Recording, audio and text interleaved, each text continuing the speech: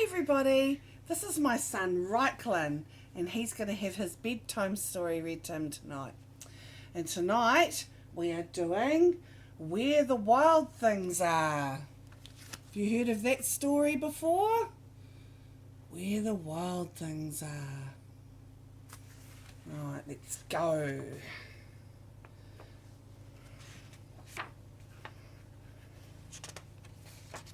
Where the wild things are. Are you being a wild thing under your blanket, are you? Alright. Here we go. The night Max wore his wolf suit and made mischief of one kind. Well, no, you can't see because you're sitting over there. And another.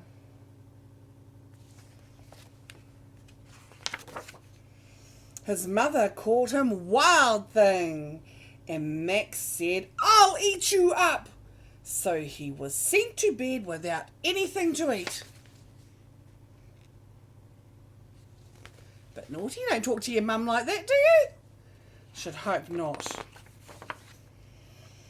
That very night, in Max's room, a forest grew.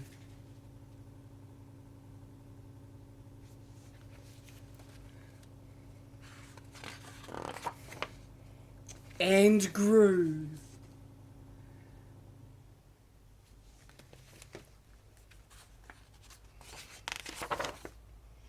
And grew until his ceiling hung with vines, and the walls became the world all around.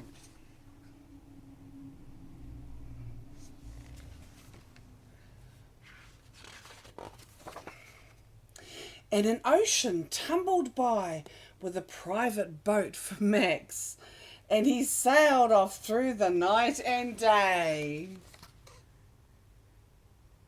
See him in his boat there?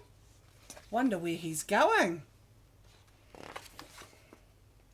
And in and out of weeks, and almost over a year, to where the wild things are.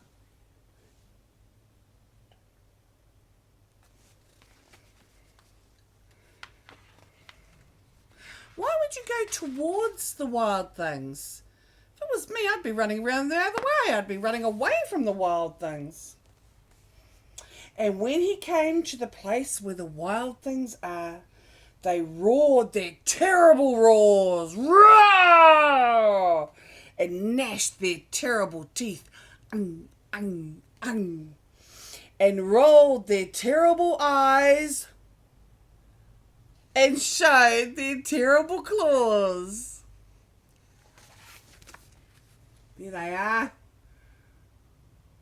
roaring and gnashing and clawing, till Max said, "Be still," and tamed them with a magic trick of staring into their yellow eyes without blinking once. And they were frightened and called him the most wild thing of all.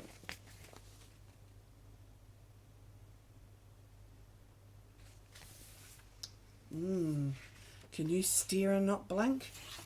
It's a bit tricky, your eyes get a bit tired. And they made him king of all wild things.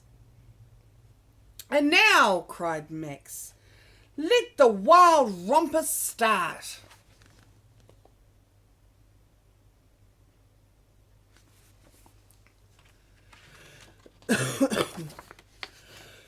Look at them all, they're all dancing away and doing their thing.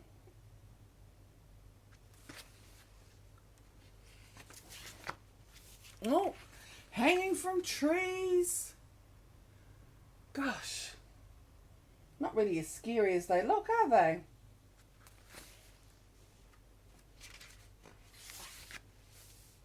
Oh, having piggyback rides and all sorts.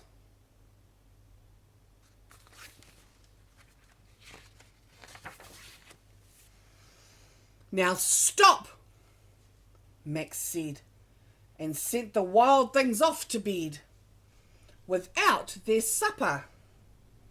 And Max, the king of all the wild things, was lonely and wanted to be where someone loved him best of all.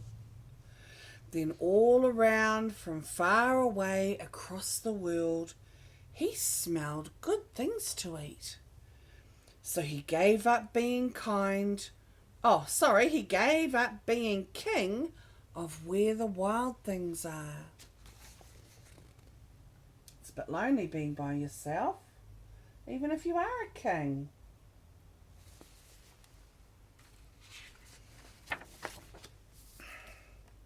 But the wild things cried, "Oh, please don't go. We'll eat you up. We'll love you so." And Max said no. The wild things roared their terrible roars, roar, and gnashed their terrible teeth, and rolled their terrible eyes, and showed their terrible claws. But Max stepped into his private boat and waved goodbye.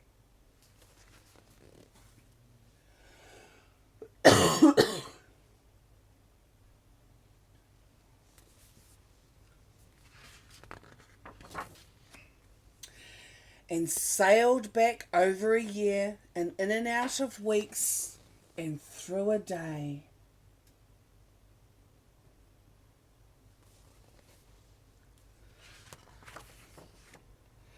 And into the night of his very own room, where he found his supper waiting for him. Oh, wasn't that nice of Mum? She's left something to eat for him, so he won't be hungry.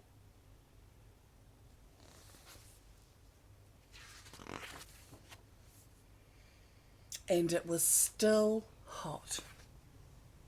The end.